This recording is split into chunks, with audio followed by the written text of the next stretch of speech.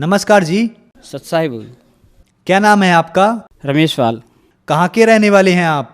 गांव कटेवड़, जिला हरिद्वार। प्रॉपर अभी फ़िलहाल जो है पौड़ी में हूँ। संत रामपाल जी महाराज से आपने नाम दीक्षा कब ली?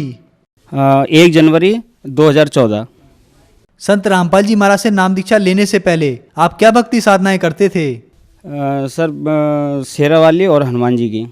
सर आपने शेरावाली तथा हनुमान जी की भक्ति की, उससे आपको क्या क्या लाभ मिले? सर लाभ तो कुछ नहीं हुए और परेशानी होती चली गई। काफ़ी परेशानियाँ हुई सर। मेरा ये हाथ यहाँ पर तक बिल्कुल ख़राब हो चुका था। काफ़ी मतलब इतनी बुरी स्थिति थी कि लोग इस हाथ से मतलब अगर मैं कुछ हाथ भी नहीं मिलाते थे और कुछ खाने के लिए या पीने के लिए कुछ देता था तो नहीं लेते थे। मतलब बहुत घृणा करते थे, हाथ भी नहीं मिलाते थे। और जो फोड़े फुंसी हैं सर, ये भी छोटी उम्र में लगभग 14-15 साल की उम्र से लग गए थे और 2014 तक लगभग परेशान रहा मैं। और दारू भी जो है मैं 14-15 साल की उम्र में पीना शुरू किया था और 14-15 साल तक जो है दारू पिया, अंडा मांस मछली खाया और काफ़ी मतलब ऊट पटांग काम किए और लड़ाई झगड़ा भी काफ़ी किए। सर आपने बताया कि आपको पहले 14-15 साल तक फोड़े फुंसी की प्रॉब्लम रही। आपके हाथ की स्थिति ऐसी थी कि लोग आपसे हाथ भी नहीं मिलाना चाहते थे और आप नशा भी करते थे। तो फिर संत रामपाल जी महाराज की शरण में आप कैसे आए? सर संत रामपाल जी महाराज के शरण में हम एक भगत जी हैं, उनके द्वारा आए। वो भगत जी हमें, जब हम बहुत परेशान थे परिवार से भी, तो भगत जी ने कहा कि भाई रमेश तू एक बार तो सदगुरु रामपाल जी महाराज के आश्रम में चल, अगर अच्छा लगेगा तो नाम लेना वरना मत लेना। और मैं वहाँ गया भगत जी के साथ। भगत जी अपने ही किराए से अपने ही सब उससे ले गए और मैं वहाँ गया। वहाँ जाके और मैंने नाम लिया। तो सर संत रामपाल जी महाराज से जब आपने नाम दीक्षा ली, उसके बाद क्या आपको कोई लाभ भी प्राप्त हुए? जी सर, लाभ बहुत हुए। ये फोड़े फुंसी वगैरह मेरे बिल्कुल एकदम नाम लेके मतलब मुश्किल से 10-15 दिन के बाद एकदम समाप्त हो गए।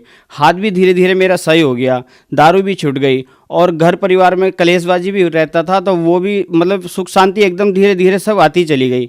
जिस दिन मैं नाम लेके आया था सदगुरु रामपाल जी महाराज से, उसी रात में दिया बत्ती करके जब मैं सो गया था तो रात को एक तरफ सदगुरु रामपाल जी महाराज खड़े थे और एक तरफ वो कंकाल था जो हमारे घर के अंदर घुसा हुआ था।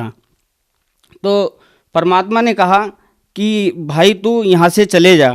उसने कहा कि नहीं, मैं इनको साथ लेके जाऊँगा, यहाँ इनको जो है नहीं छोड़ूंगा। परमात्मा ने काफ़ी कहा कि भाई तू चले जा, अब ये मेरे बच्चे हैं तो तू कुछ नहीं कर सकता, तू जा। उसने कहा कि नहीं, मैं इनको लेके जाऊँगा। परमात्मा जब वो नहीं माना तो सदगुरु रामपाल जी महाराज ने उनकी टांग पकड़ के ऐसे घुमा के ऐसे फेंका कि वो आज तक नीचे वापस नहीं आए। सर संत रामपाल जी महाराज की शरण में आने से आपको बहुत लाभ मिले, लेकिन आज संत रामपाल जी महाराज जेल में हैं, तो आज आपकी उनके प्रति कैसी श्रद्धा है? सदगुरु रामपाल जी महाराज जेल में हैं ये जगत वाले कहते हैं, लेकिन हम कभी ऐसा नहीं मानते कि सदगुरु रामपाल जी महाराज जेल में हैं, क्योंकि वो तो जेल में खाली दिखाने के लिए उनका शरीर है। वो तो 24 घंटे हमारे साथ हैं। परमात्मा है, वो तो पूर्ण परमात्मा हैं। और उनकी सद्भक्ति करने से काफ़ी और बहुत भक्तों को और मेरे को भी काफ़ी लाभ होते हैं। सर आपने बताया कि संत रामपाल जी महाराज आज आपके साथ हैं और आप तथा उनके लाखों अनुयायी रोजाना नए नए लाभ तथा चमत्कार से रूबरू होते रहते हैं। तो आज जो समाज आपको देख रहा है, आप उन्हें क्या संदेश देना चाहोगे? सर संदेश तो ये क्या दे सकता हूँ, लेकिन हाथ जोड़ के विनती यही कर सकता हूँ कि जो भक्त समाज मुझे देख रहे हैं या सुन रहे हैं, वो अपना कीमती वक्त बर्बाद ना करें। सदगुरु संत रामपाल जी महाराज की शरण में आके अपना कल्याण कराएं। सर संत रामपाल जी महाराज की शरण में आने के लिए क्या करना होगा? सदगुरु रामपाल जी महाराज की शरण में आने के लिए जो कई चैनलों पे सत्संग आते हैं और सत्संग के नीचे एक पट्टी आती है, उन पे नंबर लिखा आता है, मोबाइल नंबर। तो उन मोबाइल नंबर से अपना वो जो है एड्रेस पता कर सकते हैं और नाम स्थल पे जाके अपना नाम दान ले सकते हैं परमात्मा से और अपना कल्याण करा सकते हैं। धन्यवाद सर। सत साहिब।